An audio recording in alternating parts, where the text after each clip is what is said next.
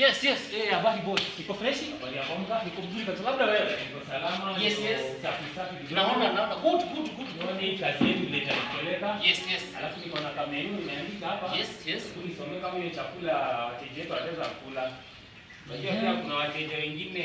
Ninajua unajua kupika rosto. Breko naona unajua kupika. Naona unajua kupika ugali nyama.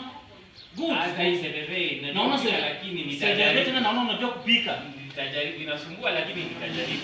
Hiyo ni fresh. Na ati breko naona tena unajua kupika. Boss, mimi nakupea kazi. Hiyo kazi nitafanya Kwa sababu nimeona hata kitu umefanya mzuri, naona kwanza umefanya usafi. Tunataka tuambie customer please, hii keja, hii hoteli yetu ni hoteli ambayo iko fresh. Hata mkikuja kukula hamtakuwa na madogo.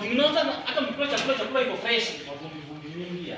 Number 1, mtakuwa mnakula kitu kimetoka kwa shamba. Na hii mboga ni fresh. Hii inaitwa materere. Hii mtakuwa mnakula mboga nyingine smart sana. Tuko na chef. Chef atakuwa anaweka madogo zake. Hii nitapika.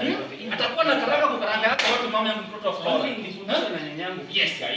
Hii nitapika. Hii inaweza sumbua mimi. Hii nitapika. Nyanyangu alinifundisha hii kazi. Kupika hii. Uko na experience ya kupika hii mboga. Mama yangu mtoto wa Flora. Mpishi. Yes. Nzuri sana. Acha ikae hapa. So tunataka tuambie customer, hizi ni vitu yenye mtakuwa mnakalia. Hapa mtakuwa mna enjoy, fridge ndio hii, tutaweka kama soda nini kila kitu. Tutakuwa tunawawekea hapa kila kitu. So, yani nawaambia hapa mko London.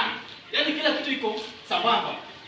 Alafu boss niulize. Yes. Unajua wateja hapa sasa hivi wanauliza mambo na wifi hivi. Wasijali, wote tunaweka anytime. Kwa hivyo niambia Na hii